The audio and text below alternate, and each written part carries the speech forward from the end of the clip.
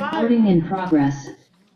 Good evening. This is the LUZO Advisory Group Planning Board public meeting, and it was advertised in the newspaper, Kim tells me. And we are ready to get down to business. I don't believe we have any general committee business that I'm aware of. I'm looking at the agenda. There's an agenda right on the top of the. Yeah, I got one right here. Oh. Yeah. Do we want to do the road standards ordinance first? Yep. We can do that. Save the best till last. The most recent copy of it's on the front of the table too, the one that was emailed. So it's different than, Yeah, it's slightly different, not like Is it- enough to make a difference really for you all, but there is different language in that. This one that was emailed to us? The one that was emailed is the older version, this is the printed one's the newer version. nicer font here. It's not Times New Roman. That's right, I changed the font. Oh my gosh, no comment.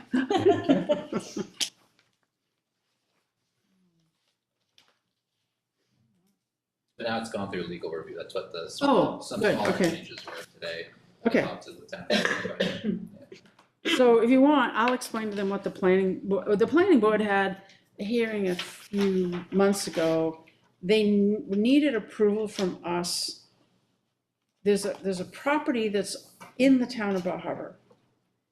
And the access road to it is a private road, pre-existing private road that is entirely in Mount Desert. And it's situated such that Mount Desert would be the first responders because they're a little bit closer. And the road itself doesn't meet its standard. And furthermore, it was actually going to be extended a little bit to get to that property, and that portion, the road's all pre-existing, but the final leg of it was rougher and narrower than the rest of it. And the question was, do we have jurisdiction? If we have jurisdiction, what's our standard? There were some provisions that talked about what standards apply for lots that were configured after such and such a date. And it all became this kind of confused mess. We had the fire department here, we had the lawyer here, and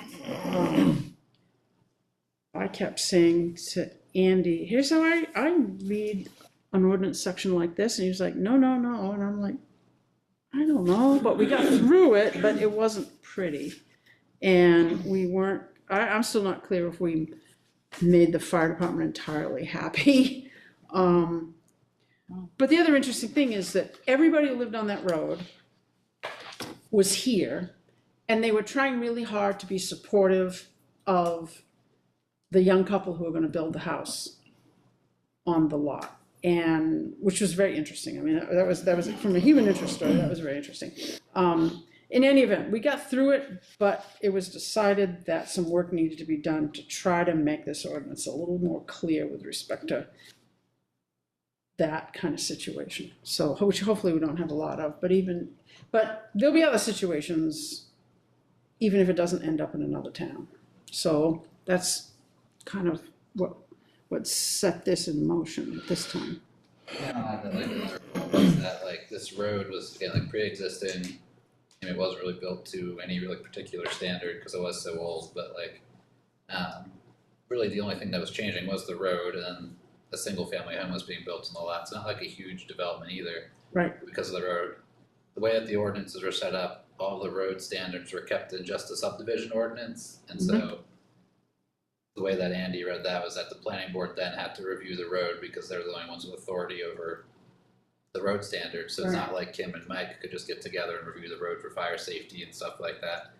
For a single family home, essentially, it had to come through public hearings and the planning board, and it was just a much more of an ordeal than it probably needs to be for, again, just a single family house that's being built on an existing road. Well, one of the things that confused me about that is I know that road, and I know someone, my home builder used to live on that road. And so since they've moved away, there actually are other houses that have been built on that road. And I know that they built a house on that road. So not as far back. So that confused me. It's like, well, there are other houses that have been built here since then. How did that happen? And I wasn't involved. My guess is that they will extend or modify the road to build those other houses. They were. Oh, they were? The one that Gail's talking about, they didn't extend the road. Right. It was existing road. I thought the road, at that time, I had jurisdiction to make the determination whether the road was safe for access for fire department. Yeah. I called it. Yep. That's what it was. Yep. But this particular lot, like she said, was in Bar Harbor. It was past the Kellys, Mike and Jennifer Kellys, but it wasn't developed from past their house up. It showed like an old tote road that went up and it kind of looped around and came back, but it was like, just like really rough. But it wasn't gravel, it was only 10 feet wide. And So- if they widened the road, they would have to take it away from Kelly's Right, so they land, couldn't and that would widen the make his road. lot non-conforming. That's right, they couldn't. And he widen was the doing it road. as a kindness to the, Yeah, they sort of couldn't like, widen the road Oh. because It's like a the perfect land storm. on the Beltway Huh. took away from the Kelly's lot. Yeah. So they couldn't do that. Hmm. But when typically in the ordinance today, on a private road, if you extend it, or if you create a new one, or you do any modifications to an existing private road, you gotta bring it up to subdivision standards. Right. Which is in the subdivision ordinance, which planning board has jurisdiction to do, alter road standards only in the subdivision ordinance. They couldn't do it if it was in the land use zoning ordinance, because that's a dimensional standard that they have no jurisdiction. So that's why this section was referring in the ordinance to the subdivision ordinance for planning board to review alterations to a public road. The board had the authority to say, no, we don't want you to widen it, or create some pull-offs, or, get a letter from the fire chief. The fire chief has always reviewed any lot divisions, on a public road, and gave the planning board his, opinion on what needed to be done, and, what areas need widen, trees removed, brush, limb back, that type of stuff. And this one was this was odd because the lot was created before 2015 when we changed the access provision. And they were trying to say they weren't modifying the road, but yet, and they couldn't modify the road because they only had access over the right of way. They didn't have any language that allowed them to do any modifications to the road. So there was a lot of complexity to this review. I showed up at this meeting thinking, well, this is gonna be a pretty straightforward case, and Andy's here, and I'm like, and we're like. It's not. And yeah, and all the neighbors said they don't want it touched, they don't want it widened, it's a great road. Yes. Yet 2 tanker trucks could not pass each other if they had to go to a fire up in that area, so that was a concern. Yeah. But it was just, it was an interesting meeting, that's all. So we're trying to make things less interesting. Interesting in the Chinese proverb sense, that, maybe cursed to live in interesting times. How does the town of Bar Harbor handle this?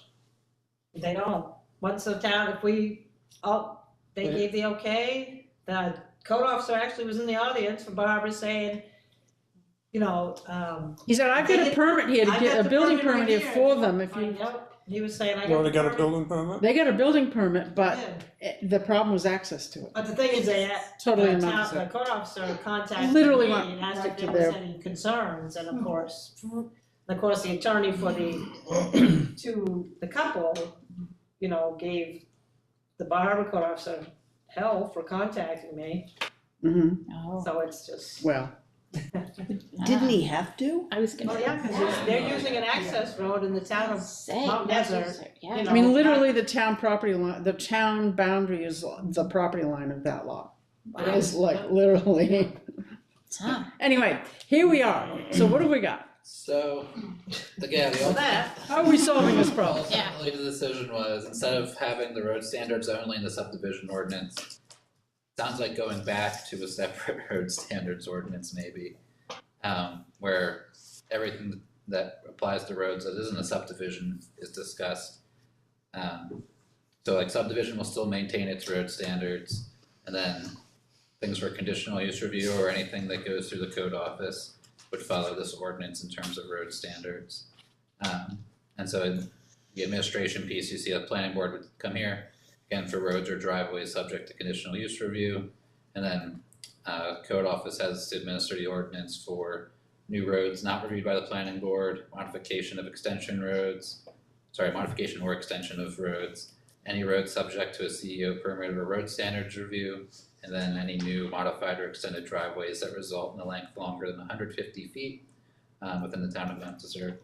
So the 150-foot number is because that's what kicks in for NFPA fire safety. That's when you need to start doing turnarounds and stuff for dead-end roads or driveways too. So that's why the 150-foot part kicks in. And then new purpose is just kind of general, like health, safety, welfare. The design standards are the same as what's in the subdivision ordinance. We had conversations with Brian from Public Works, and he was pretty comfortable with those standards. So we kept them the same, like on paper. It's just a couple things that would change in regards to that, is that there's now a different waiver process for these standards in the subdivision ordinance. So it is, like I say, it's easier, but just provides the reviewing authority with more flexibility. And I think fire safety is really the one that you'll need that for. Or, right of way too, like in a situation like this, if you can't maybe you can do the wide enough travel area, but not the right of way, and there's no need for a right of way, then the reviewing authority can be like, okay, well, as long as the travel area is 20 feet wide, you don't need to put, the whatever extra 20 or extra 30 feet, 20, 15 feet on either side, because there's no utilities or anything, you don't really need it. But then we added a specific language for the fire safety, saying that the road needs to be in NFPA compliance. However, if they can't meet that due to physical nature or whatever reason of the lots around the road, the applicant can just have a professional engineer design a new road layout, and then if the fire chief approves that, they can, really it's him approving it, but she would likely bring in the fire chief to have that discussion, and then can approve the road for that piece without actually meeting an FPA, as long as the fire chief thinks they can access the properties well enough. Then I kept the stormwater stuff, that was still existing, and then just driveway didn't change, just sending people to 6B6 of the zoning ordinance. Just a note on shoreline zoning, if the road's partly or partially within the shoreline zone, it has to meet those standards.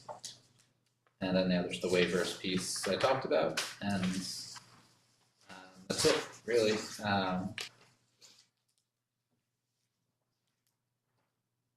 I may change the appeals to match the other appeals, I just realized it's not the same, and we are working on changing the appeals process for LUZO in some ways. I may just have, whenever Andy and I are finished with that, I'll have to mirror that here.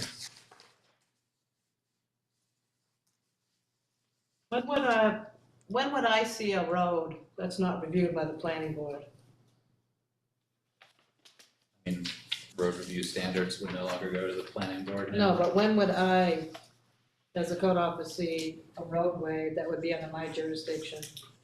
Well, so if it's 3 lots, right, that's like a road in Mount Planning Desert, board. as if it, right, but in Mount Desert, it's different than Ellsworth. Ellsworth was 2 or more dwelling units, so Yeah, this is Mount lots. Desert's 3 lots or more, So I wouldn't normally see a new road Mhm. necessarily, unless it's been approved by the planning board through a subdivision review process, right?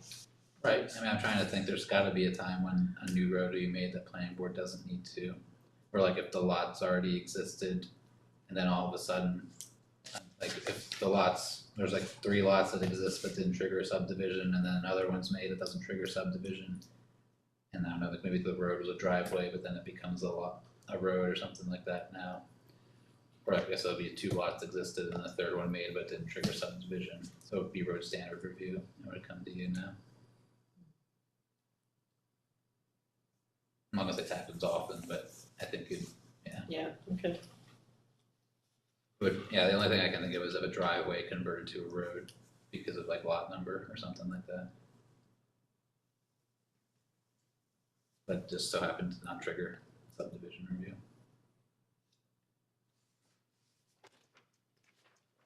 So you say there's a little more work to do on this, specifically with regard to appeals? Yeah, I guess not really, it'll mirror kind of the idea that we've been talking about, Andy and I, for the other appeals processes in the LUZO and stuff, so Will this be in the ordinance, land use zoning ordinance? This is its own ordinance. This is its own ordinance?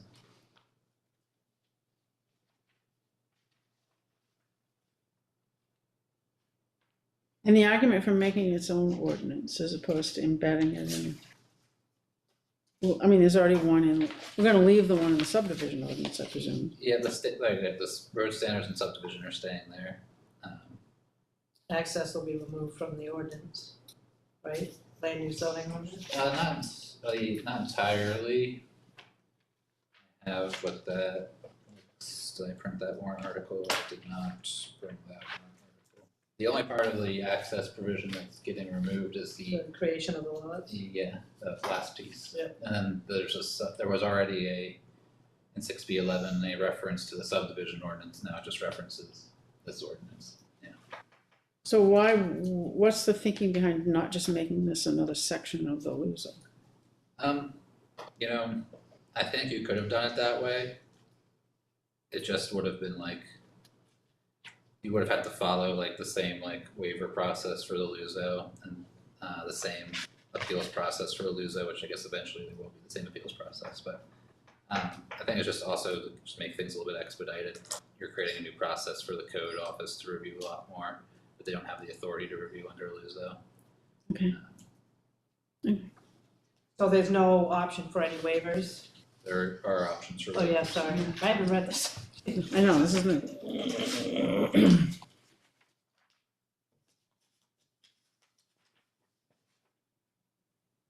Okay, so you just added that, okay.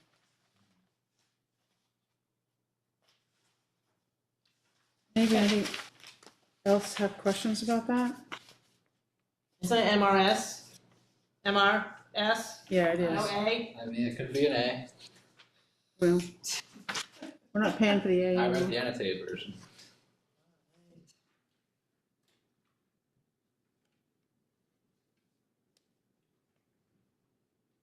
A long time when I started reading these things again. What happened to the A?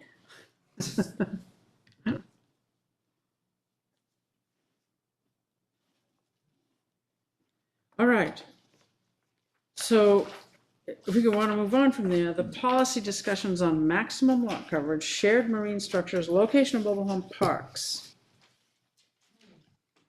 Yeah, Kim, I might ask you to give maximum lot coverage piece, just, I think, or just to confirm, like you were thinking, was that with LD 2000 or LD 1829, you would need to change the maximum lot coverages? Oh, I had mentioned it, yeah. Yeah. That was like the impetus for this, That was, that was like kind of the impetus for that kind of suggested Yeah, change. yep, was for that, yep. So, yeah, so Kim and I had a discussion about maximum lot coverage, where with the LD 1829 coming through in your like growth areas in particular where there's water and sewer, you have to allow a minimum square footage of 5,000 square feet, and then you have to allow 4 units essentially on that lot at minimum. And just looking at some of the lot coverages, it was potentially not possible to allow that with some of the minimum lot coverages that exist. You know, I think just looking, sorry, it's here. So yeah, like the more dense areas where this would be affected, like VR1, VR2. I think VC was actually okay. Yeah, that one's 75%, but VR1 and VR2 in particular are like 40% lot coverage. And then R1 and R2 are also in the growth area and have water and sewer in some places. So only 40% lot coverage there. You might not be able to actually achieve like the state's requirements with that. And so we were just having a discussion on what would be like an appropriate maximum lot coverage for those areas. And then just generally, besides the shoreland zone, just going through and looking at like RW and the RW zones too, and conservation, and just looking at if 15% is still like worth keeping, or do we want to change it if we're gonna have to change some of these other ones anyway? Just looking at the whole table and having a discussion about it. One of the problems that seems to me off the top of my head with doing that is that we do have we do have what some may perceive as a problem of somebody buying a lot, maybe tearing down a house and then building the biggest thing they possibly can. And this makes it easier, it seems to me, this change to do that. Not, it wouldn't do anything to increase available housing, which is supposedly the goal. It would simply allow people to maximize a single dwelling on a lot. Unless you That I'm count, guessing would tend to not be year round. unless you start counting driveways and parking areas, then you wouldn't. And you'd be limiting footprints. Because we don't count driveways and parking areas inland. Yeah, I mean, if that's a problem, you can start regulating building sizes, like other places do that. I don't know if I would suggest getting into that business, but like you can set maximum single-family home sizes for certain zones, as long as they're like the ones where you're trying to encourage denser housing. There's like a policy goal behind it.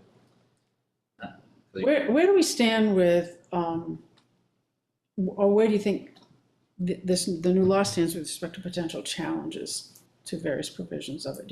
Have you heard what? Well, the 1829. Yeah. I would be surprised if the minimum lot size and the density provisions got challenged. I think there are other parts of the law that could, but they're also doing an amendments bill in January. I think they're trying to get ahead of some of that. Uh-huh. So we'll see, but what passes with that in January. And we have to come into conformance with these changes by, June 2027, so town meeting of 2027, you'll have to vote on okay, these changes, yeah. so we don't have to change this Do year. anything, yeah, it's just kind of a It's kind of a conversation. flag. Is it in effect now? Because it goes in, what, 1829. Yeah. The only parts of 1829 that are in effect are the change to the subdivision definition, and then some of their ADU things like the sprinkler can't require sprinklers with Yeah. ADU. Yeah. The other stuff doesn't go into effect for Mount Desert until July of 2024. No, I understand, but it's a state law now? Because I know, after she signs it. now, but it's not in effect now. Oh, Because then they have council governments, they'll go into effect in 2026. So But there's, we have till 27, not count, or town meeting has governments have until 27. by then it'll probably change. Mhm. So they'll change other stuff to make your life so much better. Oh, okay. Okay, so that's something to note, but it's not something we actually need to figure out. No, I mean, it's just like, some of the conversation, Okay, again, knowing what kind of the fears are, like, and like if a single family home being allowed to take up more space is good to know, like, to Yeah. think about, because I'm also like kicking this around. shared marine structures, what is that? So that one, there's two things, one of them is clerical, the other one is a discussion. Clerical piece, so it's under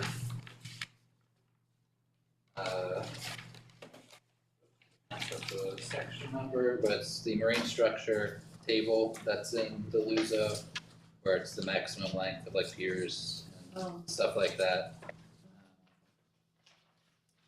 Apologize, I didn't put that section number in here. It's on page 648 of the LUZO, section 6C7. Yes.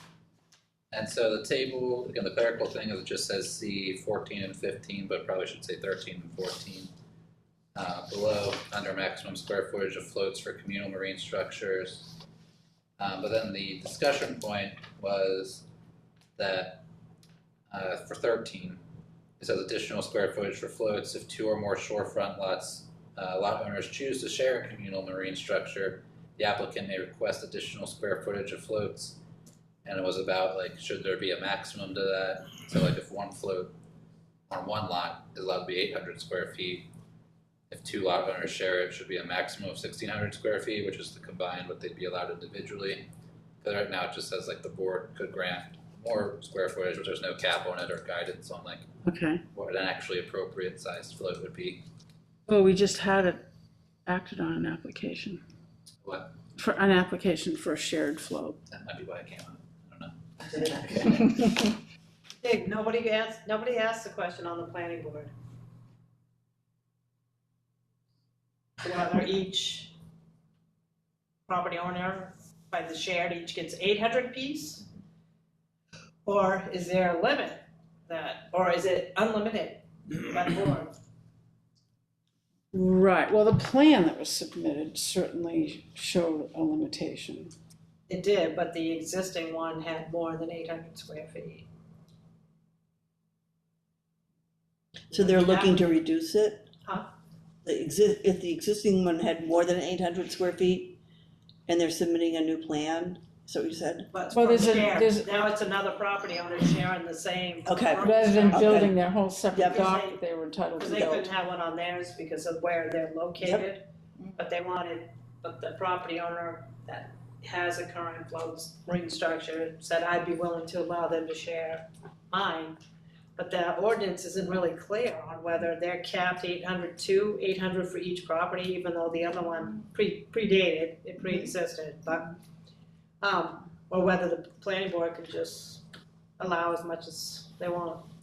Because it just says additional, that the property owner can ask for additional. There's just not like a ton of guidance for the board either, so like if I came in and requested a 2,400 square foot float and I'm sharing it with my neighbor, you know, that the ordinance just says I may request that, but it doesn't give the board any ideas of like how they can determine if something's a reasonable request or not. How is that shared use documented? I assume there are documents between them, Because I work between with, the owners. because I work with a property that the shared dock is literally 50% on one side and 50% on the other side. It's right, You mean on the property line? Mhm. Oh, yeah. No, so this that's is, shared, Is it in their deed? yes. so I presume there are all kinds of documents, I that was gonna say, legal this is documents only that for floats. describe what each person does and doesn't have a right to do in this And it's situation. interesting because my people are looking to expand their dock. Oh.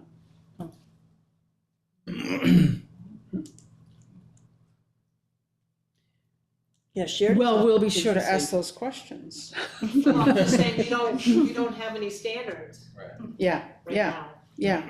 So we're wondering, whether each can have 800? Or do you just, sky's the limit as long as you don't get into navigation issues or moorings?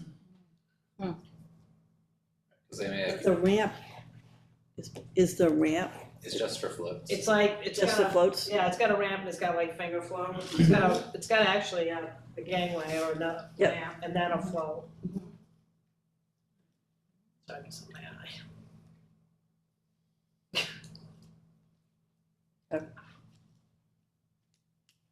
I'm just trying to think, the state has nothing to say with that. I'm only trying to remember, because I had to do that at work years ago, Yeah. but I don't remember. We didn't ask for any larger than it already Yeah, was, no, but DEP gave approval, Army Corps gave approval. Submerged Especially if it's not lands, like, right, in a high value resource or something, they don't, or the navigation. harbor master gave his notice Yeah. that wouldn't interfere with moorings or navigable channels or anything like that.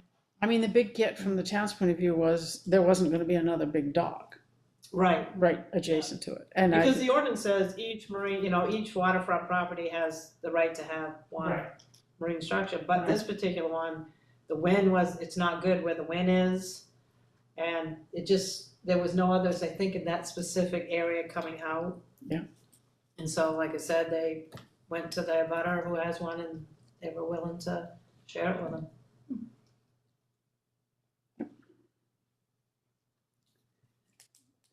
And there was peace in the land. It was. We all just walked away with a big old smile. La la la la, it skipped out of here, actually. Hold that. Okay, well, thank you for figuring that out, and are you gonna be proposing language? Yeah, we should. I mean, I can right now, like, for me, it just makes sense that if you're already giving an individual lot the right to 800 square feet, you don't give a communal thing more than 800 square feet per, Right, like, other person using it. 'Cause Yes. They're essentially giving up their 800 feet to have this shared right, infrastructure. Yeah, I think it should be the same. Yeah. Equal. right, so the additional square footage for floats should be limited to 400, an additional 400 square feet? Yeah, the same. Yeah, that makes sense to me. Is there also a discussion about how many can share the It just facility. says communal. So you could have 3 or Only 4. 3 or 4 property. Yeah. So I don't know, Like, that you wanna some, set might be a something. There's a subdivision one in there too. That's right, that's the communal The dock. communal dock Yeah. one, There's a subdivision That's one where different. you have like lots that are up like inland that don't Right. show Yeah. frontage. But do you want to get into having, I mean, I don't know what the answer is, but do we want to get into having docks that are like marina facilities for? Yeah, no, we don't want that. I don't think that's what and I we're. will say the language is different in the dock one that's not this floats one, is that the dock one just says that the applicant does have to show a demonstrated need, so there will be some type of like analysis that's done, like you need the extra space for this number. I mean, unless you wanna say shared, what's the 13? I don't have my ordinance, sorry. So, what do you mean, which says if 2 or more shorefront, Oh, well, it says 2 or more lots, so. shorefront, Shorefront. yeah, choose to share. Lots. communal You could have So 3 it's at limited 800. just the 2 lot owners, 2 shorefront lot owners. It says 2. It's not a 2 or more. Yeah, it's 2 Oh, or 2 or more? shorefront. Oh, So like, for example, where I work, there's 7 shorefront house lots. Oh, gee, One yeah. spot for dock. I don't know that we want to be, I Oh. would think that we wouldn't want to be Well, getting no, it. you don't, then you're creating a marina at that Yeah. point, I would think, but also I think it would, any float extensions and stuff would start like doing your tees and creating finger floats would, Right. would at some point encroach more out into the water. Right. And so I mean, maybe you could limit it to 2, I don't know. I'm not sure. I No, think no, there might be, that's a good, no, that's good that you mentioned that, cause there is a subdivision one. That's number 14 in there. Well, the communal dock. Yeah, it does really, that only seems to apply to new subdivisions. Yeah, It does only, but That's not, Mhm. that's a pretty limited, that's a pretty big limitation there. I know of one though that has a shared one, and property owners that are up inland on Long Pond. I mean, we could say 2, just limit it to 2 shorefront lot Yep. owners, and then just say you get an extra 400 square feet of float. Yep. Yeah. I wasn't here when they wrote up that section of that, it was in 2002, I think it was. I wasn't here either. So I don't know what the rationale when this became, cause I know it was a moratorium.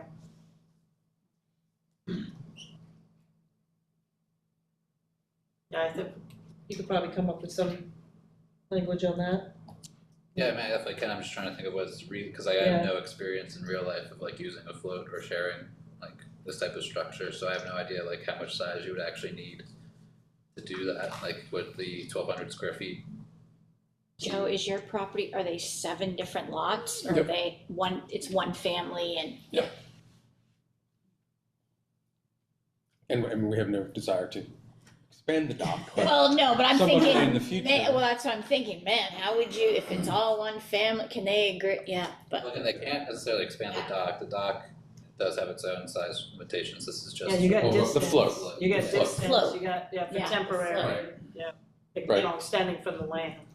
if they all wanted their own boat and their But own, that doesn't mean you can't go that way, but then you're also, Yeah. I mean, typically, like the state of Maine has jurisdiction over the water, it's not really Right. town, it's not land, town stuff, so, I don't know, that's kind of a hard one.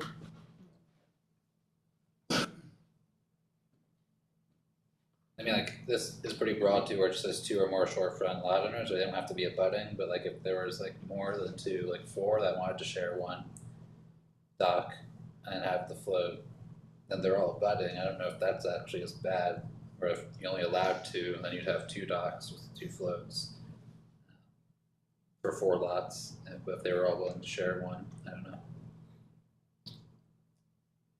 You said 800 square feet, right?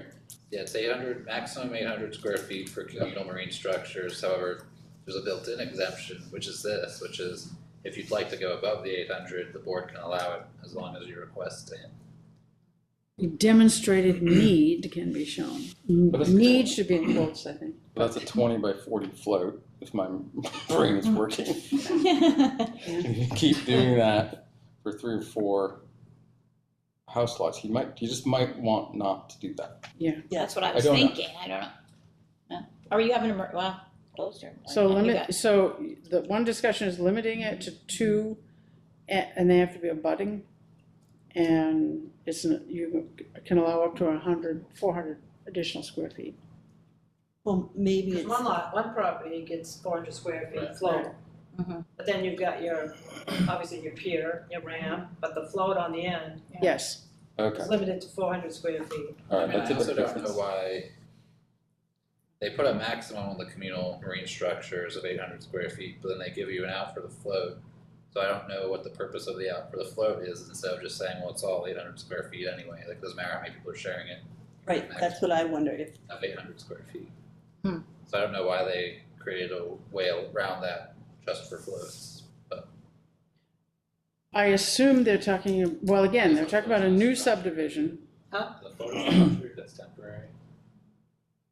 Anything's temporary. Well, pier is meant to be there. Well, yeah. It's just a jurisdiction temporary. But yeah, it's, Because they It talk has- about communal marine structures separate from floats in this provision. So like in my mind, I don't know if there's definition for check that communal marine structure, but it sounds to me like they don't view the float as a communal marine structure. No. Because they're referring to communal marine, so it says like if 2 or more shorefront lot owners choose to share a communal marine structure, the applicant may request additional square footage of floats. no, it's the floats on the end they're allowed to add additional. Right. But Yes, it's still a structure, right? it is.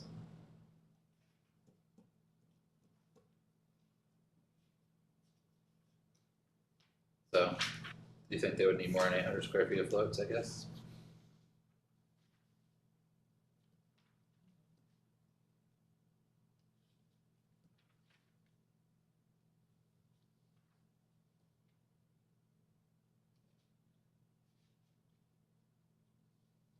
This is the kind of situation where I wonder, it's looking at what other similar sorts of towns have. If they have anything like Rockport or something like that. Do they have anything in their I can look, provisions? but I doubt it. I can look, but I doubt it. This is like a very niche thing, I don't know why. Yeah, like they put a maximum for the floats that are shared in the table, and then they tell you after the table, well, that's actually not real, you can. Yeah, never mind that, Right. scratch. Right. Well, we can choose to suggest that we take that out. Could just get rid of it, or make a special provision for 3 lots, where it's like, in the event that 3 shorefront lot owners wanna share a communal marine structure, they may be allowed an additional 400 square feet for a float. So there's a 1,200 square foot lot maximum total, and it only applies if like 3 abutting lot owners wanna share the same pier. I don't know if they need 1,200 square feet, cause I don't know anything about float sizes, but. I'm now complicating things too as well, but now I'm thinking of like in the harbor. Yeah. Should the harbor master be involved with that, since they're gonna be taking up more square footage of the harbor? I'm not sure, but. but I mean, not, it's look at many ways to make sure that they Yes, don't the interfere har- with moorings and the navigation channel, and then there's a certain distance across the channel that you can only extend out anyways. but if you're gonna come toward the land side, so that you can put your big boat on the first float here, you've come down the ramp. And you've come down the ramp and you put your big boat here and you put your big boat here. And then you have floats back here to tie up your dinghy and your sunfish and your kayak. These floats are going toward the land It's side. submersible. You Not forgot the always so, submersible. that doesn't Right. always. Well, 9 times out of 10, you're gonna see them go out and get to the sides, Yeah, not right. towards the land. Mhm. Just because there's no depth of the water there. Right, but if you put stuff that doesn't need much depth, Correct. I see a lot of boats, mud, sitting mud. Yep. Boats are- Yeah, the simplest thing to do, again, would just be to say 800 square feet is the maximum for communal floats, and then take out 13. But, and I could just double check to make sure there's not like a reason why it's there, and then get rid of it. Or you can just kind of tweak it to just say there is like a niche case where we would allow more, but there's also a maximum to what that amount can be. Well, the other interesting, I mean, again, 14 is only limited to new subdivisions. And docks, that's about docks and new subdivisions. When proposed by the applicant, new subdivisions may provide a communal dock. That's it. It's not like we have a pre-existing group of houses that would like to have a single dock. right? Yeah. So it's really a niche, a very, I don't know how often 14 is actually going to, I don't mind 14. I mean, again, it may not happen often, but it's good that like in the event that there is some sort of need to have a larger dock than the 800 square feet Mhm. total, that's just there. And again, they already have to show a need for it. Mhm. Or again, if you're building out that type of subdivision, you'll probably have the savvy or like the engineer hired who can do that well. Mhm. Where if you're just two lot owners who want to have a bigger float, you might probably not going to have hired necessarily somebody. right?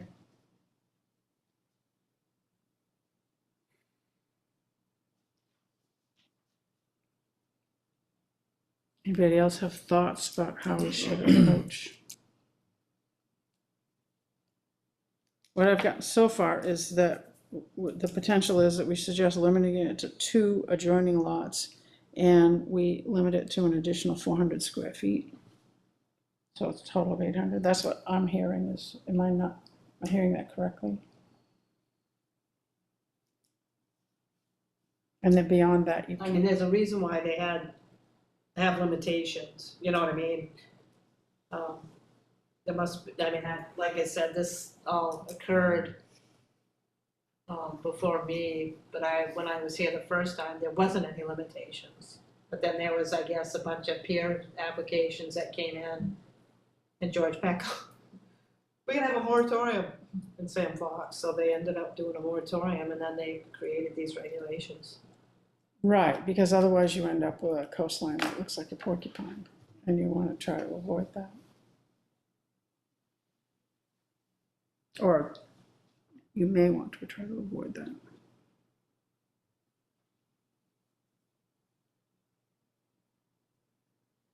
Well, what's the sense of, I think the only reason you would want 13, now that I'm just thinking about it, is if more than 3 lots are sharing the float. Because like for 2 lots, then 800 makes sense because you're just doubling what they would have had anyway. Mhm. 3 lots, and I don't know anything about float sizes, but it seems to me that you could get away with 800 square feet for 3 lots too. Mhm. But then if it's 4 or more lots is when you'd be like, well, yeah, we don't want more piers for whatever reason. So then like you can go up to 1,200 or 1,600 square feet because it's 4 lots sharing one structure. So you make them abutting lots and, But then you probably want to have a cap on how many lots could share it then. so they have to be abutting lots and each lot gets a maximum addition? Is that, so you go beyond 2 potentially? If you want, I'm just thinking like, are there use cases where not allowing like 3 or 4 lots to share a dock with a float? Like, would that be harmful? Like, would you be forcing people then to build extra docks, which you might not want? Well, that is the question, a That's question, not common though, I mean, right? I know of one, but they relinquish the rights of other people. It's rare that you see more than 3 property owners sharing a pier. Right. So maybe we just limit it to 3 and then put the maximum of 1,200 square feet. Well, Or just don't change it to get rid of 13, because or per, a certain amount per lot. Not, what do you mean? well, if you had 2 lots, you wouldn't want to say you could have 1,200 square feet. No, like, yeah, 13 would be written to be like if 3 abutting shore property, like shorefront lot owners choose to share a communal marine structure, you know, they may request additional square footage of floats up to 1,200 square feet. Mhm. And then the communal for 2 is still just the 800 that's in the table already. So I'm just trying to visualize 1,200 square feet of what that, It's bigger than, no, it's not. bigger than a bread box. Bigger than my house. Yeah, well, That's a lot of actually, flow. it's like the whole living space of the main floor of my house, minus like 50 But feet it or might not something. be one Structure, structure, it might be 3 smaller structures yes. that are gonna wiggle. Yes, Yeah. yes. Or you'd have to, otherwise you couldn't take them in and out. Right, that'd be tough. So across the harbor, there was one dock and now there are 3, right? Where Kurt Strohacker and Coffee Pot and Rails. Because that was 1 dock, right? That's the one I was talking about. Right, and it turned into 3. 3 floats or 3 separate dock 3 facilities? separate docks. Wow. Oh, Each property now has its own dock. ah, But that's not a popular navigational way No. because it's pretty No. shallow in through there. You have to know what you're doing. Mhm. Anyway, it's not like zipping up the sound.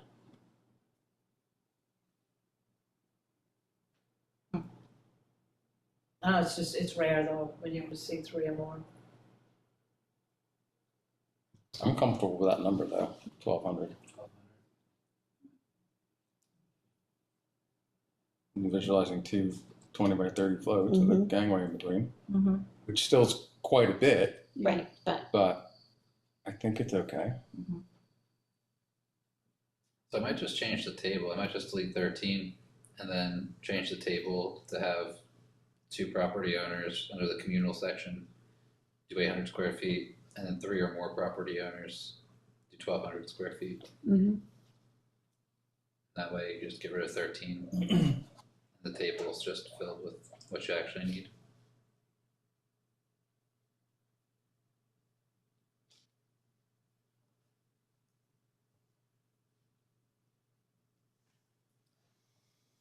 Yeah, I mean, the question always is, are we solving a problem here? Yeah. And making it easier to, are we solving a live problem? I think that's why I'm having a hard time actually making a Yeah, decision. yeah. I don't have enough facts. I mean, we don't always want to be acting behind the 8 ball, for sure. I mean, if we don't, anticipating problems is good too. And noticing that there is no limits on the additional square footage. I think if that application had come to us and they had said, this float is gonna be twice as big as the existing float, there would have been some questions. And Then how would you have the determined- planning board would have some ability to limit that, because it just says the applicant may request additional square footage. But how would you decide what was an appropriate number? I think that's a reasonable question. So, You could just decide the reasonable numbers, 400, 800, yeah. 1,200, and then Yeah. no one's gotta think about it. okay. Sold? Simplicity. Until it's not. Exactly. That's how this goes. That's how it always That'll goes. all do. So the next one is location of mobile home parks. Yes. And you have mentioned, so right now they're only allowed in the VR1 and VR2 zones. So state law made it so that individual manufacturer mobile homes have to be allowed everywhere that single family dwelling units are allowed, but doesn't change it for mobile home parks as the use. But it was just kind of, again, nothing we have to decide tonight, but just kind of a topic of like, does the town actually want to allow mobile home parks anywhere else? Does it even matter, because no one's probably gonna build a mobile home in Mount Desert, mobile home park in Mount Desert. If you're thinking of like, maybe like seasonal housing, an employer may decide to build one, because it's easier to do that than an actual subdivision or something like that, but might just do an RV park instead. My ass went right to you. Well, and the other thing that you wouldn't want is setting up and allowing somebody to build a mobile home park in a rural area and then renting them all out. Right. That's, again, we don't place enough restrictions on, You can do that, we don't regulate rentals. Right, I mean, are you saying rent them out weekly? You yeah. saying year-round Yeah, rentals? yeah, I'm talking about short-term rentals. We don't have a restriction on that. So, Right. Yeah. So we ought to be cautious about allowing it in more places, right now, in more places than we do. It's my take on it. I don't know, other people have a different take on that.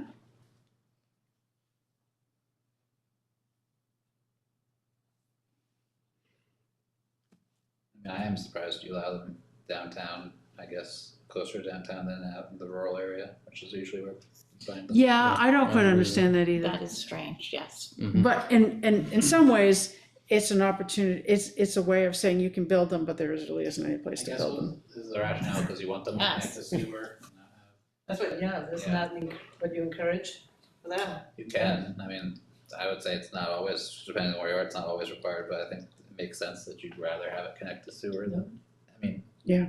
Given developers up here anyway. So the mobile home park that was in Sonesville was connected to the sewer, right? Yes. And the one in Otter Creek is connected to the sewer, okay? Where was the one in Somerville? You know where Jason Watson's, Yeah. Used to be a Used to be one back Yeah. there. Yeah. trailer park there. Oh, Village Way Park? Yep, yeah. Something, Oh, yeah. There were quite a few back there. I mean, yeah. isn't Rails on a bunch of that now? Good. Owns, Slab system there. owns the, Steve Rails owns the workshop up Yeah. there. I Yeah. believe. Oh, that was Al's. Okay.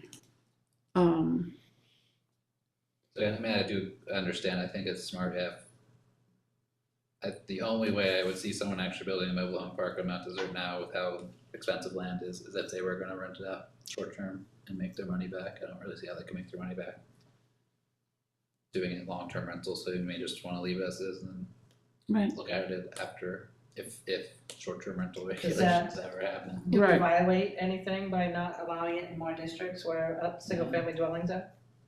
You allow it Somewhere. everywhere that you're technically required to. Okay.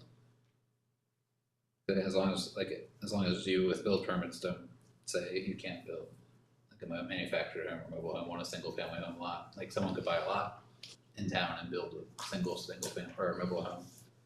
You just can't do the park, like outside of these other, So can you condition it on building it in areas where there's sewer and water?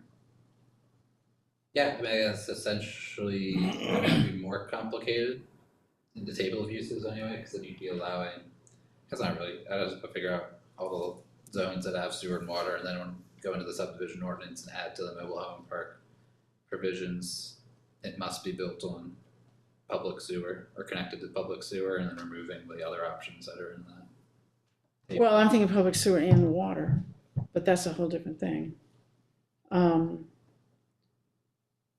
It's a very intensive use of land. It can be, yeah. I mean, I don't know if it's necessarily more intense than like a bunch of duplexes or something like that, but Or a tight neighborhood. Well, the ones that we have that are like that have sewer and water. Right. so right now they are only allowed zones that do have sewer and water. There are other zones that have. Well, sewer they're and allowed in VR1 and 2. yeah. Well, Summersville is VR1 and 2 and doesn't have water.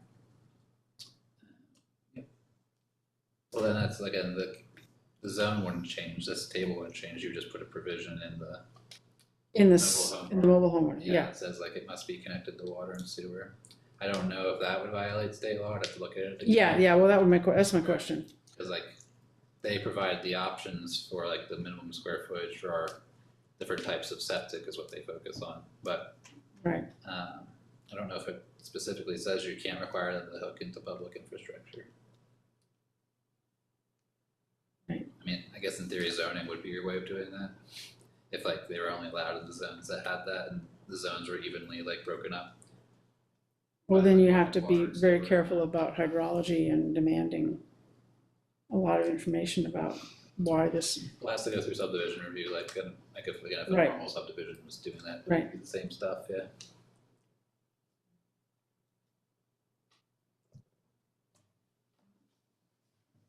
hearing, keep it similar to what it is. Keep it, well, I can keep it exactly how it is, yeah. And just a discussion thing that came up, don't have to do anything about it right now, but. All right, subdivision. Last one, yep, subdivision, Let's just take a second to review, because this committee is not the one that spent a lot of time on this particular iteration. So we're trying to accomplish a number of things here. The first one is to make it more comprehensible and user-friendly for the planning board, for the applicant.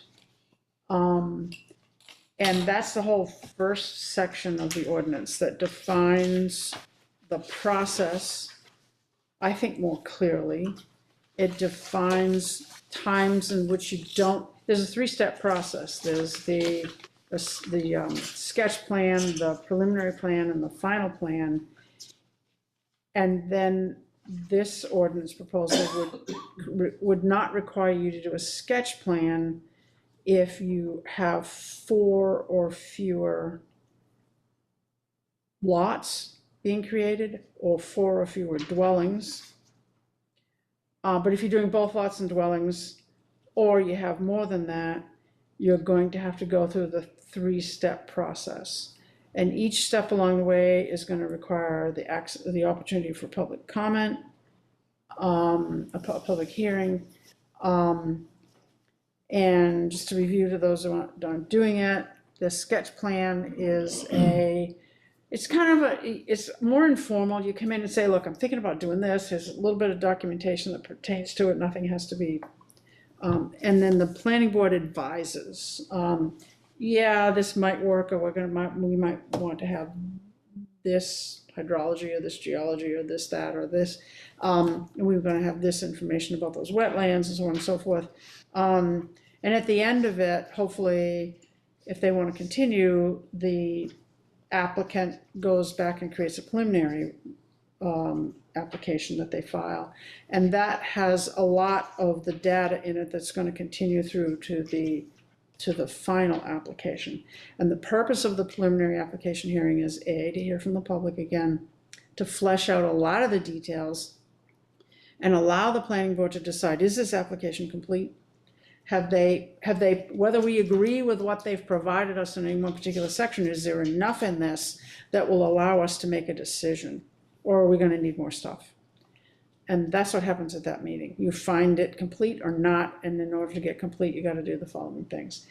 And then after that, if you get through that hoop, you submit the final plan, and that is the plan on which you're going to bore in and say, so you've provided us this information for each section of this application. Is the information sufficient in order for us to be able to find you're complying with the subdivision ordinance so we can approve it section piece by piece by piece by piece? And at the end of that, if all goes according to everyone's plan, you vote on and approve or not the subdivision proposal. The other thing that this does is separate out different types of subdivisions. This is not a criticism of the current subdivision ordinance. Every subdivision ordinance has its day and will eventually become confusing and horrible. This was no exception. But the current subdivision does not separate out different types of subdivisions in a way that allows you to clearly adjudicate the sufficiency of the application. So this one separates out cluster housing. And cluster housing is not attainable housing or affordable housing. It's cluster housing, and it means that you're going to have to maintain a certain sizable percentage of the lot undeveloped. And in return for which you're going to be able to put dwellings closer together and sort of consolidate that use in order to maintain a greater area that's going to remain undeveloped. And there's lots of particulars for how that's supposed to happen and what can and can't happen. There's then, we've then created affordable, attainable housing. Because the reality is that affordable housing is really hard to do. So we've got this whole level of people who aren't being met. They may make a somewhat decent living that's above the Hancock County average, but they're still not going to be able to afford housing here. So that is set at, I believe, off the top of my head, 250% of Hancock County's median income. And you can propose a development that will have units that are not gonna cost more than 30% of 250% of the Hancock County income, for that group of folks, and that will allow you to provide a certain density level, which I'm forgetting, it's like 50% bonus or 75% bonus, That's a 50%. 50%. Yeah. So then, 75% if, the other one, which we kind of used to call workforce housing, is affordable housing, and that is for people who are making 80%, at least 80% of the Hancock County median income. They'd be able to afford a unit either to rent or buy for, in this housing without paying more than 30% of their income. And that, if you have at least over 50% of the units in that development fall into that category, and in addition to that, those have to be bound by covenants that prevent them from becoming unaffordable for at least 30 years. And if your proposal meets that criteria, that you can do up to 2.5 times the density that would otherwise be allowed on a lot of that size. Also included is the trailer park ordinance, which is the whole separate thing. What am I missing? I think that's roughly what we're proposing, how this ordinance is different and how it functions. yeah, I would say that, great job from memory, just the. Oh, I do have some questions. I do have my advent calendar.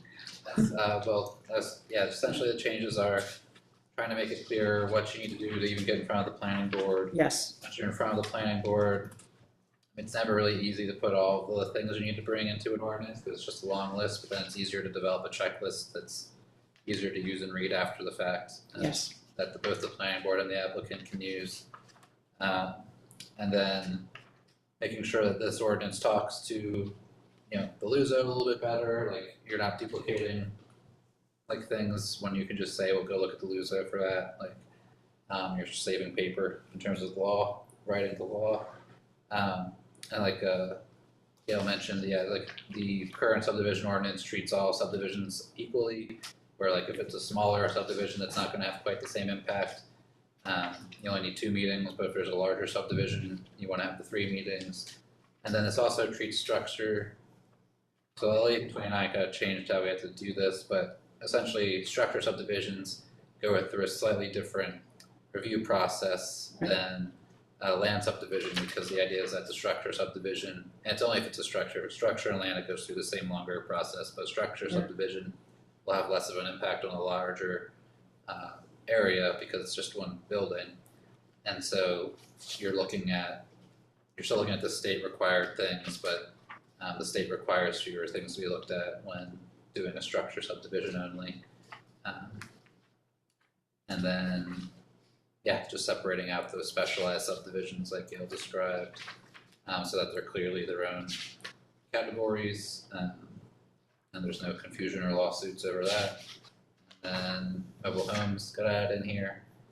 Again, I think waivers, I did change the waiver provision slightly, but just to give clearer steps on when waivers can be granted and when someone's coming to ask for one, they're not just asking for one, there has to be like a reason for it. And that might have been it. The rest is kind of like legalese. I clipped the definitions too, but right. that's a small thing, like just housekeeping. I mean, we have had somebody have to come before us. They own 9 acres. There's already a structure on it, and then they built in the last few years another structure on it that they're going to rent, not subdividing the land, but they've built another structure on it that they're going to rent, and now they want to build their home on it. Well, that qualifies as a subdivision, and they had to go through the whole long process just to get permission to build their house.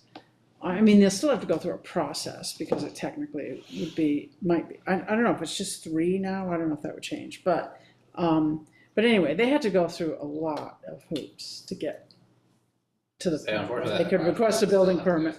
That project, unfortunately, would still have to go through a lot of Well, but one less, Yeah, well, yeah, because of the size. Anything would help. I mean, I Yeah, just, but isn't converting a building into 4 dwellings, 4 or less, is now code enforcement?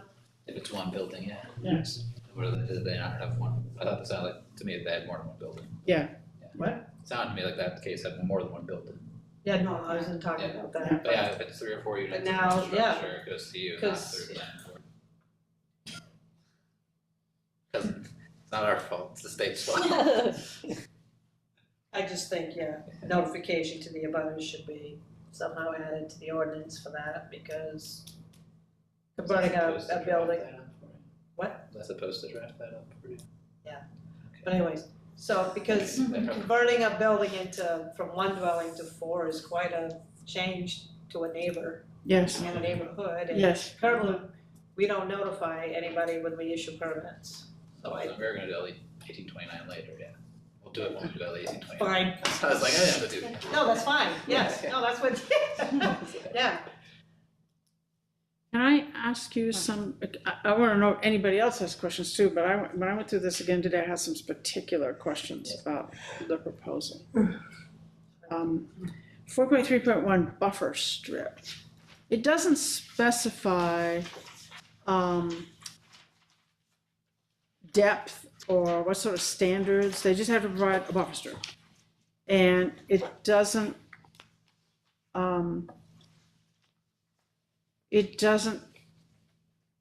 I mean, when we do buffer strips for like the trailer parks, we had a specific depth of, footage. And we don't seem to have buffer strip standards beyond that in this provision. So I will say, the buffer strip exists, town has it now. I didn't make it, I just copy and pasted what the town had, because you don't need to review buffers for general subdivisions, it's not state required. So at some point, the town decided they wanted to review that in their subdivision applications. I don't know the history of it. The reason that there's actual numbers in mobile home parks is because the state regulates what you're allowed to review for The buffers maximum, there. yeah. So I just put the state provision Okay. in. And you can make this one really whatever you want. Again, just more, I guess what I personally want to try to avoid is, like, we have sections in the LUZO, the famous or the infamous compatibility sections. And that gives an extraordinary amount of discretion to the individual members of the planning board to say, well, I'm not sure this is quite right for the, and I've sort of seen something similar happen in one case with respect to buffer strips. But on the other hand, you could say, well, you're gonna do a buffer strip, but then it's not a good enough buffer strip for the neighbor, and then we get questions about enforcing it, and yeah, I'll say, my experience as a municipal planner, Ellsworth does have pretty specific provisions for buffers.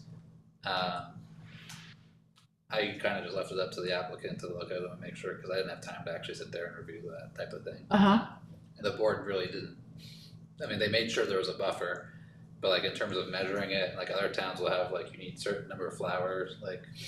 Oh, on the God. side, Well, not like, that, count but- that much.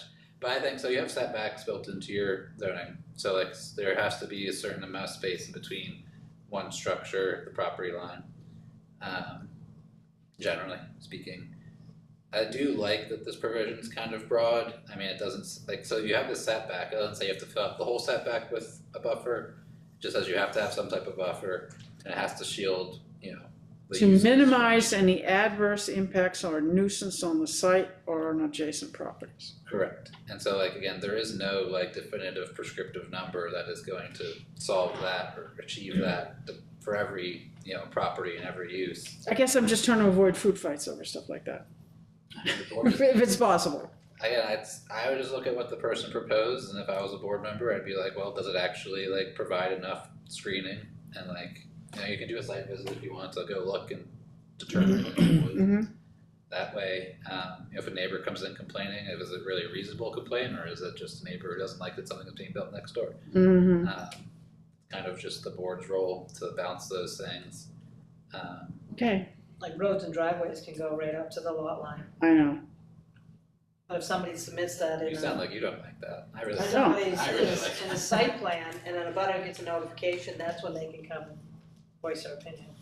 No, I've just seen, shall we say, unhappiness as a result of that in my immediate neighborhood. And I kind of don't blame them. But, up to a point. Okay, 4.3.8.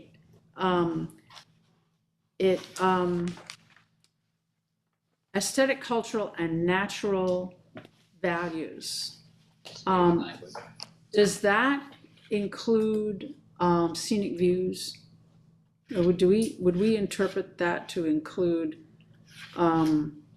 dealing with public views that? Personally wouldn't include views, like another person's view from their property. You could add views in as like a specific thing to review. Actually having this conversation with another town where they require it, but their language in the ordinance is. Isn't there something at the state that has designated scenic views?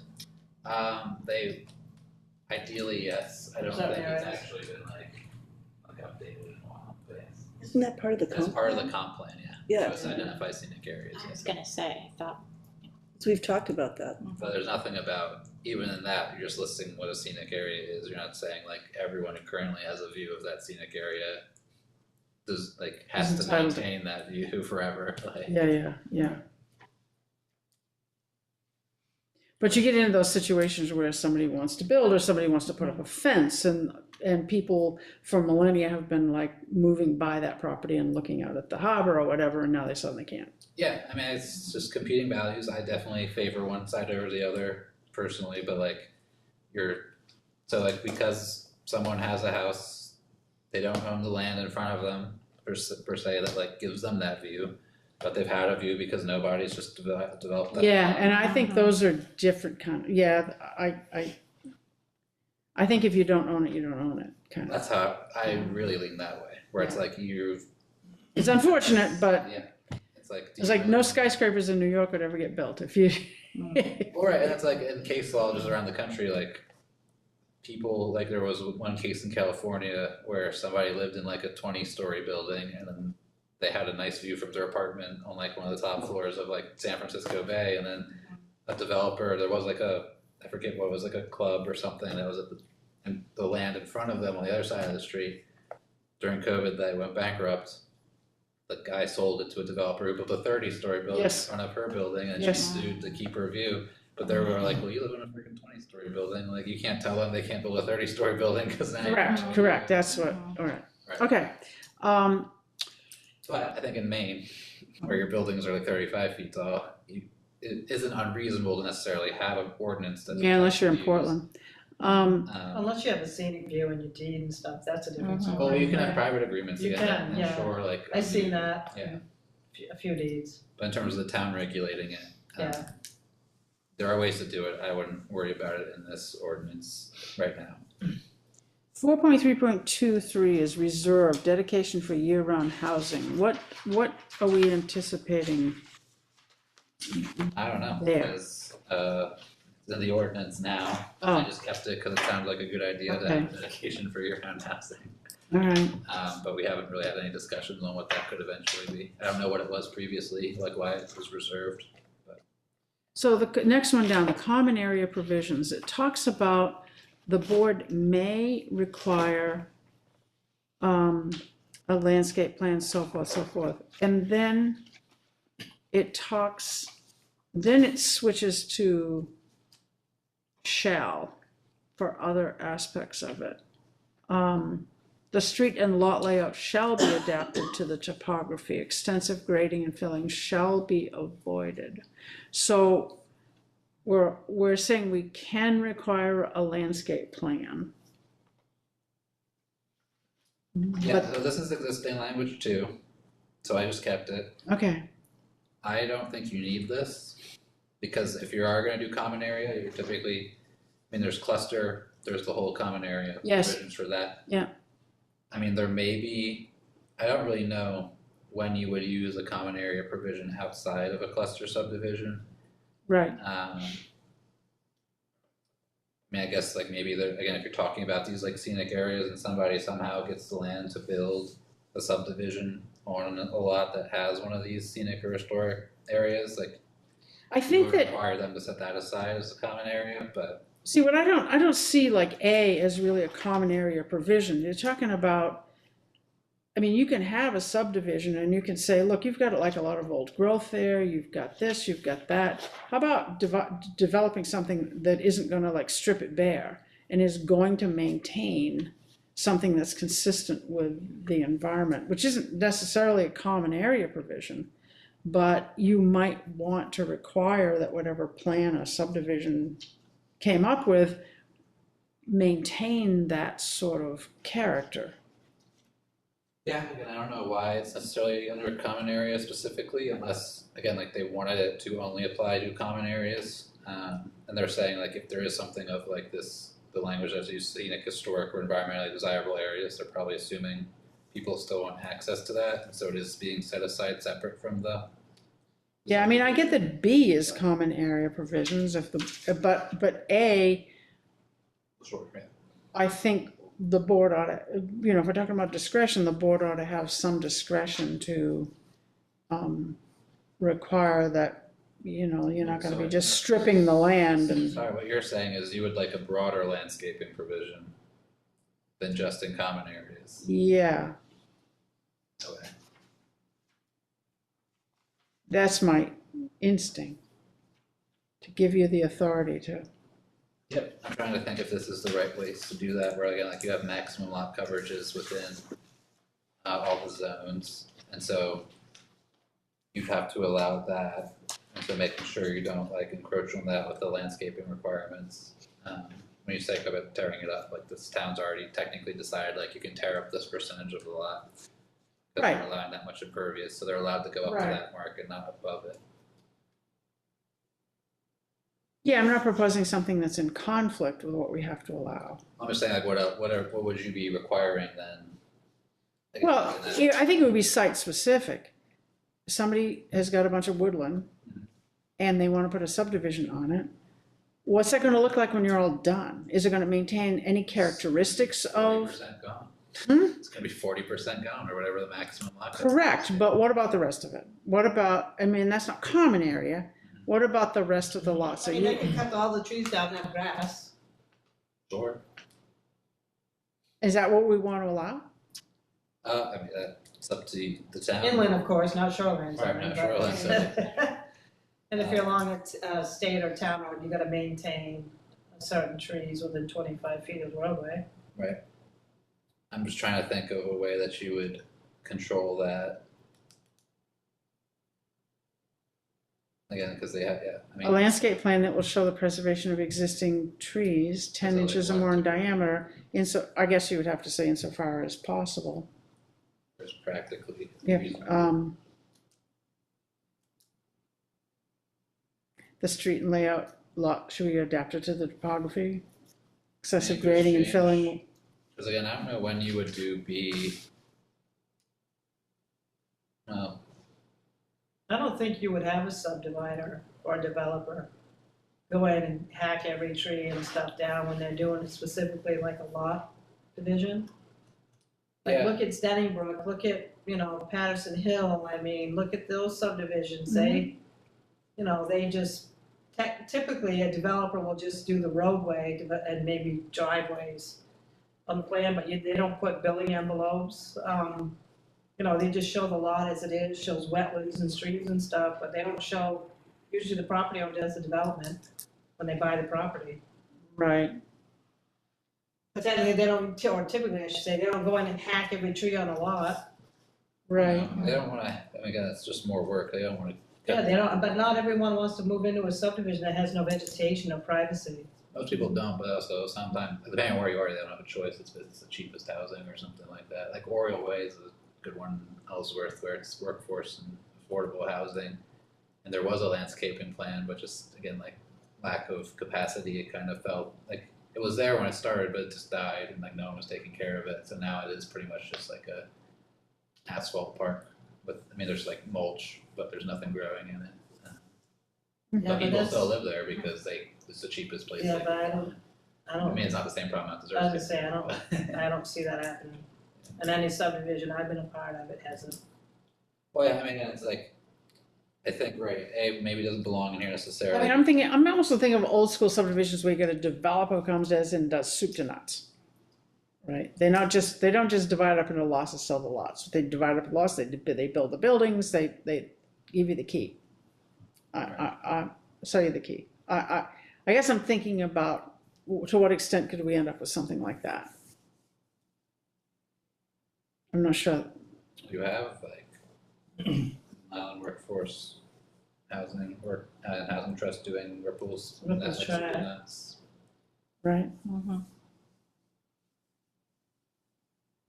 Trying I to mean, I know when there was They got a lot of open space there. Too. I know when there was They have lots the, of trees. Yeah, they do. I know when the planning board was discussing Heal Way, they had them submit a plan that showed the size of trees and. What you used to ask for that. Hmm? I mean, like the board could technically ask for any information, which is why like bigger ones have to go through sketch plans so that the board can be like, oh, we're interested in this. Can you bring us a plan that shows X, Y, Z? Yeah. I'm just trying to think of if how you would want to build out like those types of requirements while keeping it also simple. Well, right now it's in here, so we need to think about whether or not it should be, It's whether. only here for common areas, so. Well, is that how A reads? It's under common areas, so Okay. yes. That's the applicability kind of like trick. And I'm gonna have to go to the back to see if we have a definition of common area provision. I probably left it in there. There should be one for Yeah,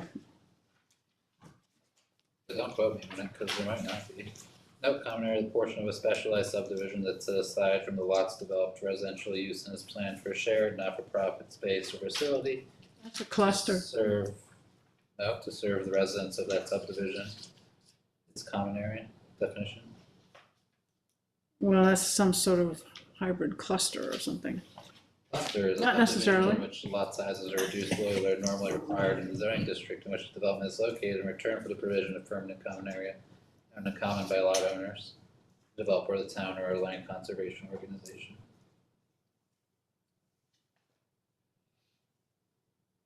Okay. Maybe it's just me. Let's move on from that from now. Solar provisions, 28, 4.3 for 28. Solar energy systems is broadly discretionary. Why are we leaving it like that? May for the purpose, protecting and assuring access to direct sunlight, prohibit restrictive control development. That's At what point are we gonna, if you say may, when does the board have a right to actually do that, or a responsibility to do that, besides being totally arbitrary? it's not. I mean, so this is the state's exact language. Again, you don't have to adopt this, but the town already had in the existing subdivision. So again, Trying to write a new subdivision I order, just put so, it back in here. The only time it applies is if someone's building a subdivision near existing solar panels. And so like you're just saying you can't build the subdivision in a way that blocks the sun from hitting these solar panels so that they still work as intended. That's really the only time it ever would come into effect. well, yeah. It's kind of too bad we don't expect more thought about that when laying out a subdivision. I mean, you don't have any solar fields, do you? No, but I mean, just, I'm thinking about rooftop solar. I would have to go and look at how, actually, there's probably not a definition of solar energy systems in here. Solar energy systems typically don't include accessory, because actually the town has defined it in LUZO. Yeah, we have solar ordinance and it does include rooftop. Well, right, it might include There's ground mounted rooftop. the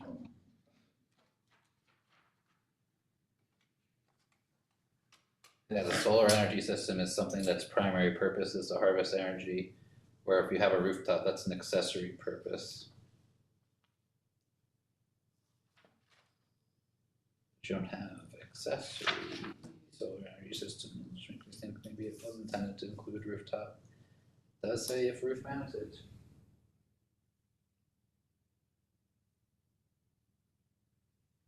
Yeah, okay, so it does actually include accessory uses probably, I'm guessing. Cause you could have a large solar energy system on like a Walmart roof. I was hoping they would do that in Ellsworth, but Mm-hmm. Like the high school. I'm not talking all about this definition. Cause it defines a solar energy system as a solar energy system.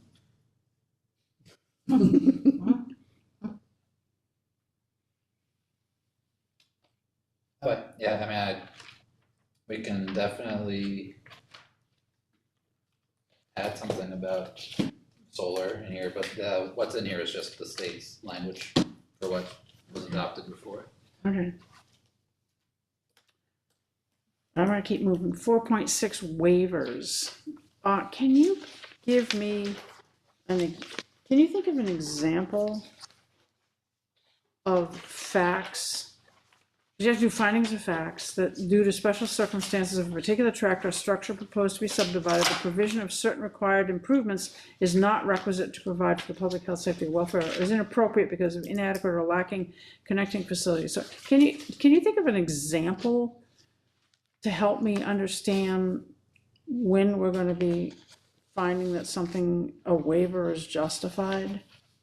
All the time, probably.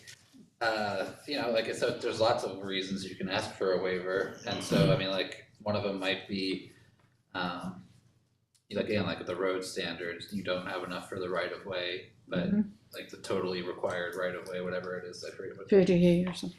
Yeah, 50 feet, so like, maybe they only have space for the travelway, then an additional, like, that's a 20-foot travelway, and then the additional, like, 10 feet on each side, so they only have enough space in their lot for 40 feet. There's a subdivision I helped a town review where they technically had enough space, but there was like a cemetery on the property too, and they had to have the setback from the cemetery, the setback from the lot line, and so there just wasn't space for this right-of-way. But again, they didn't have any utilities going down it. It was really just the right-of-way was only required because it was in the ordinance, and so their planning board actually didn't have waiver power within their ordinance, so they couldn't waive it. Which was frustrating, but like that's a time when you'd be like, okay, like we're not totally absolving you from having to have a right of way, but instead of a 50-foot right of way due to the circumstances of this lot, you can have a 40-foot right of way. Okay. Lots of other things. Topography might play a part, Right, for grade. going away from a or wetland something. or, it's always. It's not like you're saying you don't need to try to achieve what's in the ordinance. Right. It's just saying like. And you can't defeat the purposes of the ordinance. Right. It's just saying there might be a good reason why what's in the ordinance isn't actually necessary. So like, it's cool if you don't do it. Or you don't meet it exactly, but you try to meet it to the best that you can. You have to show like a hardship. And moving along to 4.8, the final decision in procedures. It says that we'll sign 3 copies and then it says 4. It says we'll be provided 3 copies and we'll sign all 4. That's just probably. Where are you? 4.8. Provide 3 copies, so it should be 4 and 4, I'm guessing, because, Well, we usually sign 3, right? maybe I changed We- it to 4 once. What's that, Copies of subdivision? plans? Yeah. Is it 3 The or ordinance 4? says you have, our ordinance today says it still says Mylar. Well, I took that out. It says you have to provide 8 copies. No, after the plan's been approved, and they bring the Yeah. full, you have to bring Yes. 8 8 fulls. is what the Wow. ordinance Then we says. sign? That's what the ordinance says, but I just tell people to bring, Yeah, that's- the town needs one, Right, and whatever, however many the developer wants, the owner might want, I mean, and then they need the original to take to the registry, well, right, that's why I think I had 3, because the town, the applicant, and then the registry, that would be 3. that's fine. I guess I would just like it to be the same number, whatever the number is. Yeah.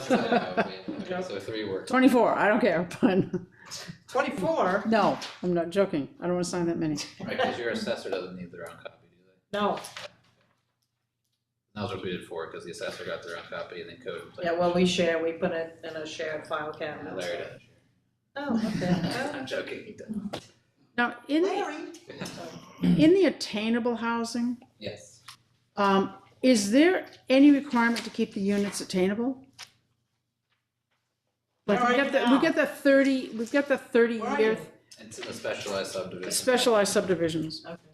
453, 452. Thank you.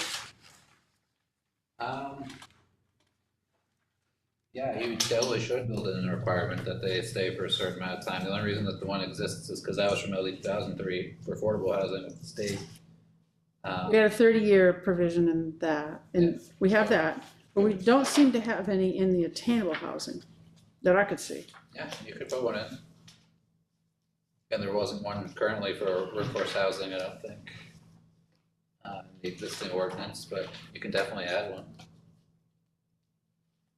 I mean, if we're gonna allow significantly greater density, and we're gonna try to use this as a means of providing access to affordable housing for various groups of residents, then I think we should try to do something to limit it becoming inaccessible starting the first time somebody sells it.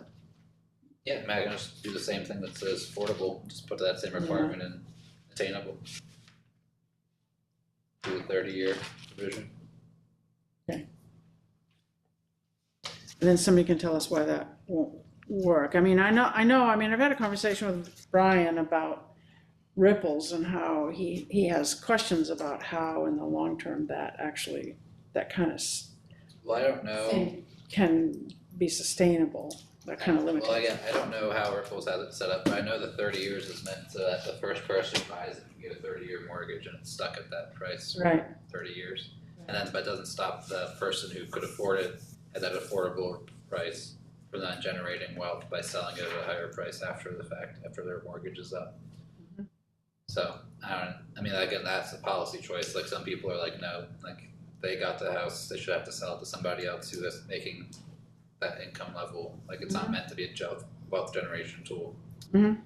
But other people are like, why would you stop them from then making generational wealth by selling that house? Yeah, that's a Right. difficult That's just a question. total, like, Yeah, policy yeah. choice. Yeah, I could just put the 30-year thing that's in. For me, but not for thee, right? Right. Okay. I don't have any other questions. How about other people? Have you enjoyed mine so much that you've had enough? I appreciate it. I've been trying to get, Andy still hasn't read this one in full, so I need other eyes on it because I get tired of looking at it and I miss stuff. Well, I made myself a cappuccino this morning and and read it again. No cookies though. Okay. Anything else about this? Where do we stand with this process? You're gonna review it with Andy? Yep, Think about anything that we've talked about today that might impact it? Yep. I'll probably just try and get Noel to sit down with me and go over it. If Andy can't focus on it. He's looked at small portions of it, but he hasn't read the whole thing. I'm gonna make him a cappuccino. And then, so yeah, I mean, next would be, once, like, we're comfortable with these drafts, so like, once, I guess really once I'm comfortable with them now. January, we're gonna do a planning board meeting, public hearing.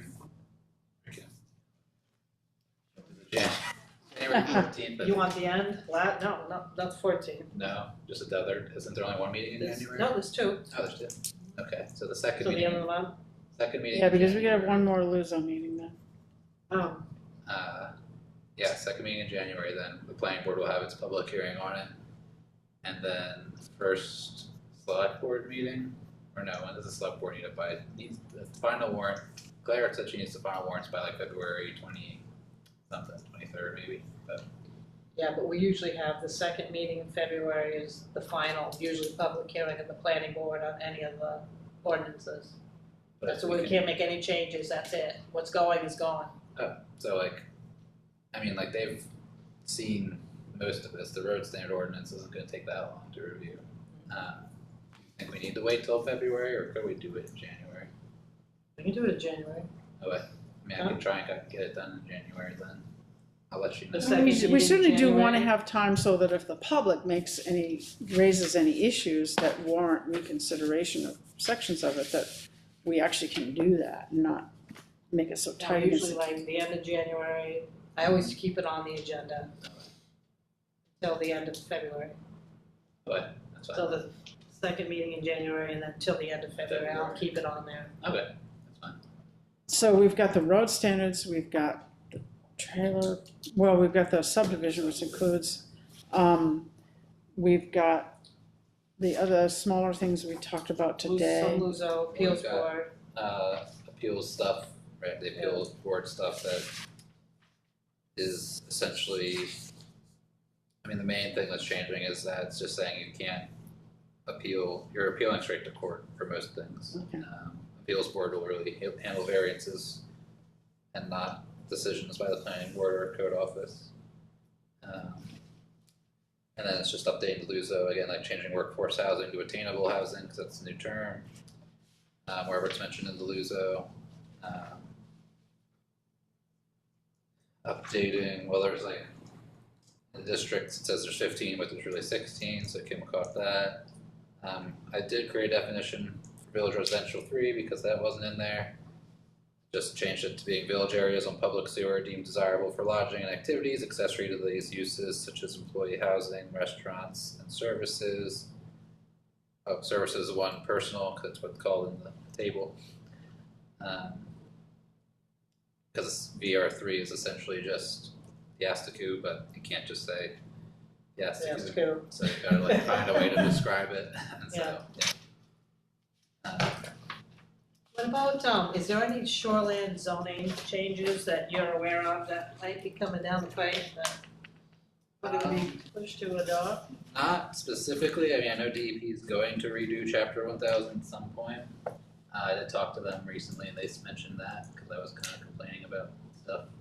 Or I was pointing out things that didn't make sense. Pointing, What? pointing out, you mean? Yeah. Oh, yeah.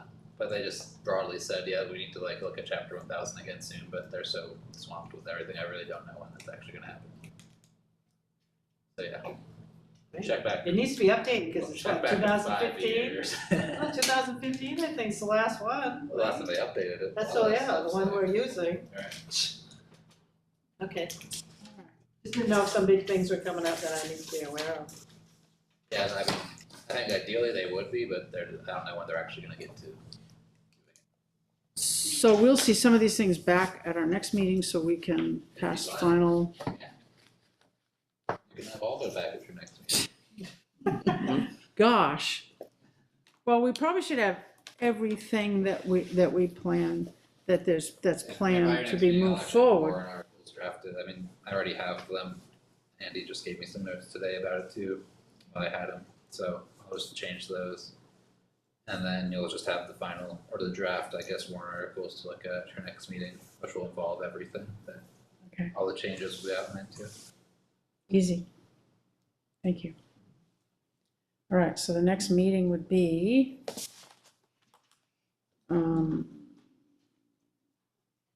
January the 20th? And we have to remember that warrant committee starts. So I need an agenda. Right around there, doesn't it? And warrant committee starts in January on the 6th, and we meet every Tuesday. Oh, Yes. yeah, for the public hearing. I can use the one that I use. And And you we meet, you start meet at at what, 6 or 5? Do we start at Are 6 you the one or that 5? does Six. the town stuff relative to, Yeah, I gotta learn what your guys' process is, yeah.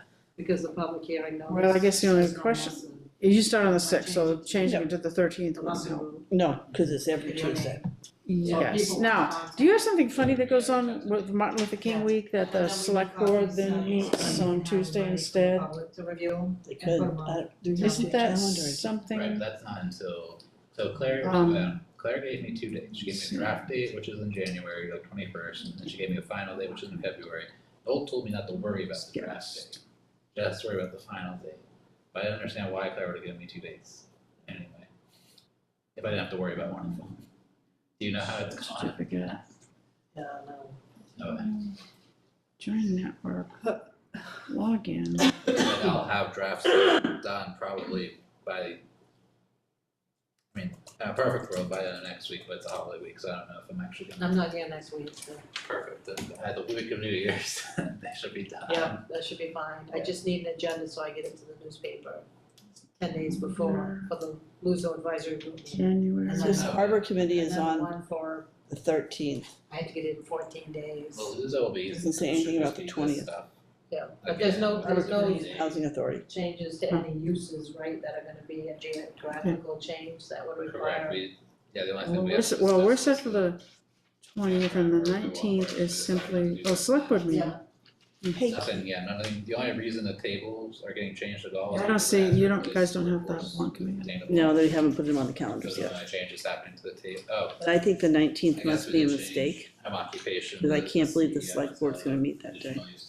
I think that's more of a typo. They might meet on the 20th. yeah, Right, yeah. that's my Yeah, that's recollection the of what only use happens in the that's past. Changing, it's not And changing we where it was probably allowed, get but it's bumped changing then. Right, and the warrant committee's like, for the It's content. always been, it's still. We always get bumped with the It's step not- child. Yes. So it's not a big change that requires amendment to notify all the abutters in the geographical area. Tim, Uh, do we you have, think in January you have Martin Luther King Day off? yes. Should. So therefore there would not be a selectmen's meeting that night?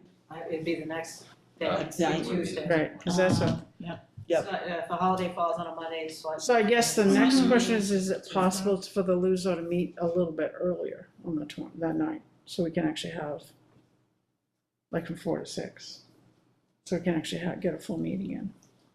Can people do that? I don't really. I'm surprised You we know- haven't heard from Phil yet, actually. I talked to him today. Okay, I was just gonna say, usually we get a He's pre, gonna, well, Oh. if he sent it out now, it Oh. would get lost in everyone's email. Yeah. So he's gonna send out the schedule on the 29th, but heads Oh. up, we start on January 6th. Oh, Okay. that's good to know, I'm actually gonna write that. That's what I had to do. I will tell Okay, your I gotta secretary. put that in there, January 6th then, okay. So. Yes, please tell our secretary, because she's awesome. January And you, 6th, and okay. hopefully, may not finish, mid-April, moves to Norway. Oh, we're done. Yeah, probably. If they're still sane, like in March, organizing all that. So we're only gonna have an hour at most on the 20th. So we're still doing this one, yeah? Just But change selectmen the meeting time. have been starting at 5:30. Oh, Oh, have they? So, yeah. Yeah. Selectmen meetings at 5:30 now. so Good. what are the Can we change nights? the time just on that day for maybe? Work. Well, I know. I don't know if I have to go. go to Portland or not, but you can go on without me. What? I just don't know if we can change them, change the meeting. Change If the we 4? met at 4:30 Time. or 4, As long as you notice the time, you can change it. Huh? You can change the time as long as If you it's notice it properly. Yeah, if it's early enough. Say, As long as you put it follow. red, 4, underline, bold. Right. Do you want me to check, or do you want to check with the office and see with Claire or whoever is scheduling it and see? I can see if the room's available Yeah, on the calendar and let you know. and then find out what she understands the select board's plan is for that night, for when they'll start. Their meetings start at 5:30, unless they get, even if they get an executive session. They still start at 5:30, don't they, executive, yeah. Well, if we can start at 4, then we can at least get an hour and a half, and that's more than enough time to bore ourselves to death. We get tired of listening to me anyway. So, thank you. It's probably time we adjourn and let Kim go eat her cookies. Yeah. Please, please. Did you vote? Adjourn. Yeah. Yeah. Did you vote to adjourn? yes, we're done. Yes, we're done. We're voting to Okay. adjourn officially.